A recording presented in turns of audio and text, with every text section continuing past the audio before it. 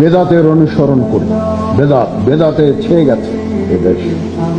দোয়ার মধ্যে বেদাত, নামাজের মধ্যে বেদাত, সবখানে বেদাতে ছেয়ে গেছে। এগুলো থেকে বের হয়ে আসতে হবে। একটা সুস্থ সমাজ, ইসলামিক সমাজ আমরা চাচ্ছি। তিনি এখানে কি বললেন? মানুষ বেদাতের অনুসরণ করে, বেদাতে ছেয়ে গেছে দেশ।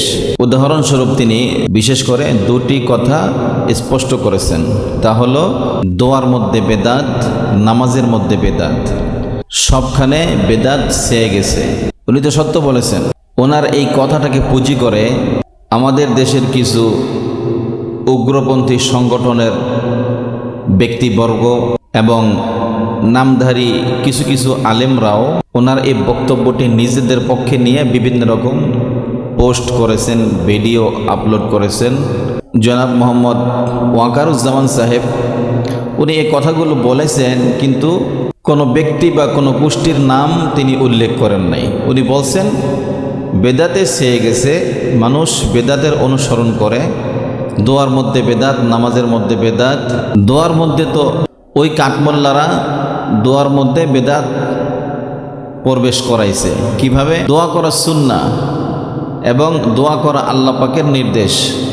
মহান আল্লাহ বলেন ওয়াকালা রব্বুকুম উদউনি আস্তাজিব লাকুম।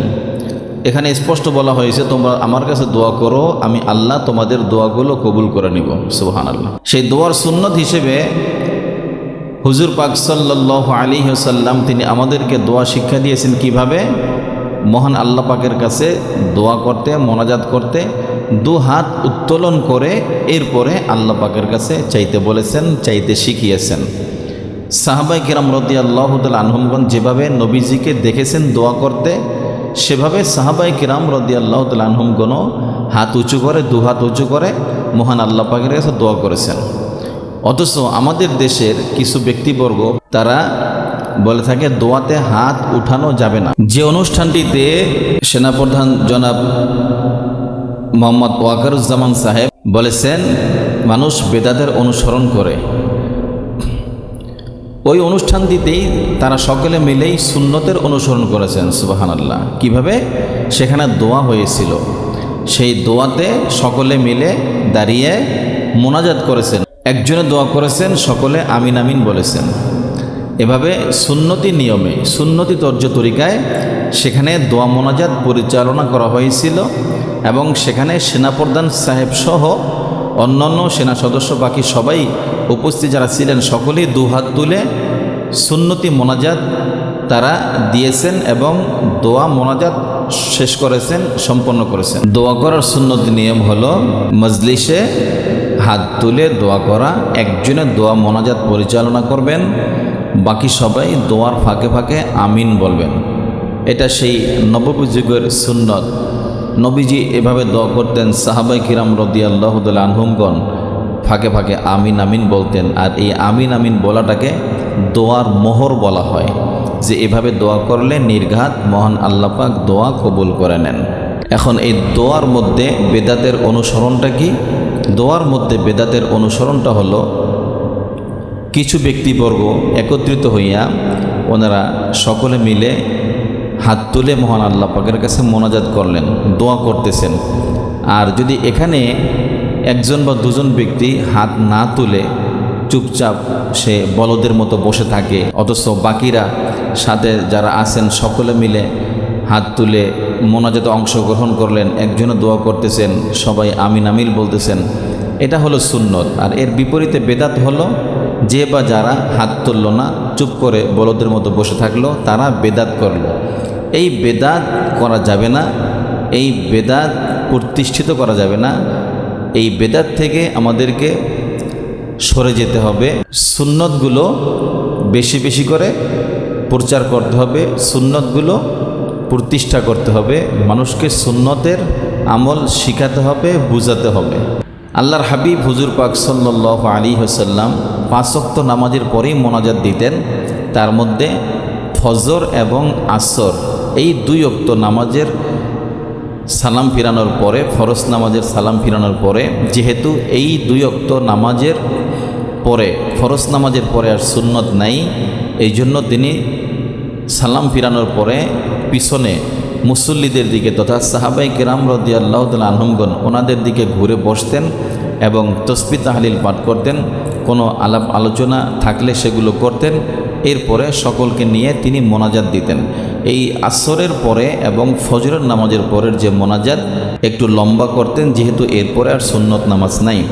আর বাকি যে ওয়াক্তের নামাজগুলো জোহর, মাগরিব, এশা, এই নামাজগুলোর সালাম ফিরান ফরজ, এই নামাজগুলো জামাতে যখন ফরজ নামাজ আদায় করতেন তখন ফরজ নামাজ শেষ করে ডানে বামে সালাম ফিরিয়ে এরপরে আল্লাহর হাবিব আমাদের নবী হুজুর পাক সাল্লাল্লাহু আলাইহি ওয়াসাল্লাম এই 3 ওয়াক্ত নামাজেও মোনাজাত দিতেন। তবে আসর এবং ফজরের মতো এত মোনাজাত লম্বা করতেন না, ছোট করে শর্ট করে তিনি মোনাজাত দিতেন, যেহেতু এই নামাজগুলোর পরে আবার সুন্নত নামাজ বাকি থেকে যায়, সেই নামাজগুলো আদায় করতে হবে এই জন্য। এখন এখানে কিছু কিছু মসজিদে, সব জায়গায় না, মুষ্টিময় কিছু কিছু মসজিদে দেখা যায় ইমাম সাহেব নামাজের সালাম ফিরানোর পরে মোনাজাত দেন, সুন্নত আদায়ের লক্ষ্যে মোনাজাত দেন। মুসল্লিগণও মোনাজাতে অংশগ্রহণ করেন, হাত উঁচু করেন। এরপরে দোয়ার ফাঁকে ফাঁকে আমিন আমিন বলার চেষ্টা করেন। আর 1-2 বা একাধিক ব্যক্তিবর্গ দেখা যায় তারা দোয়াতে অংশগ্রহণ করে না, মোনাজাতে অংশগ্রহণ করে না, তারা সালাম ফিরানোর পরে তারা বলদের মতো বসে থাকে। এই যে বলদের মতো চুপ করে বসে থাকা, দোয়ায় অংশগ্রহণ না করা, হাত না উঠানো, এটা হচ্ছে বেদাত। এই বেদাত ছেড়ে দিতে হবে, এই গুমরাহি ছেড়ে দিতে হবে। রাসূলের সুন্নাহর পথে আমাদের সকলকে আসতে হবে। কিছু ব্যক্তিবর্গ তারা মানুষকে ধোঁকা দিয়ে মহিলাদের মতো, মা বোনদের মতো তারা উপরে বুকে হাত বাঁধে, বুকের উপরে হাত বাঁধে, যেটা মহিলাদের জন্য প্রযোজ্য। মহিলাদের বৈশিষ্ট্য অনুযায়ী তারা বুকে হাত বাঁধলে তাদের জন্য এটা ইজি হয়, ফ্রি হয়। আর পুরুষ ব্যক্তিবর্গ যারা, ওনারা হাত বাঁধবেন নাভি বরাবর অথবা নাভির নিচে। এখানে ওই বেদাতিরা বেদাত প্রবেশ করাইছে, অর্থাৎ পুরুষ ব্যক্তিবর্গ যারা কিছু কিছু এরকম মুসল্লি ভাইদেরকে তারা ধোঁকা এবং অশ্বাসা দিয়ে তাদেরকে শিখাইছে যে বুকে নাভির নিচে হাত বাঁধা যাবে না, হাত বাঁধতে হবে বুকের উপরে। অথচ এটা মহিলাদের জন্য প্রযোজ্য। আর নাভিতে বা নাভির নিচে হাত বাঁধা এটা মুসল্লি ভাইদের জন্য প্রযোজ্য। আমরা প্রত্যেকেই রাসূল করিম সাল্লাল্লাহু আলাইহি ওয়াসাল্লামের যে হাকিকি সুন্নতগুলো নামাজের মধ্যে এবং মোনাজাতের মধ্যে সকল ক্ষেত্রে আমরা সুন্নতগুলো অনুসরণ করব, সুন্নতগুলো পালন করব।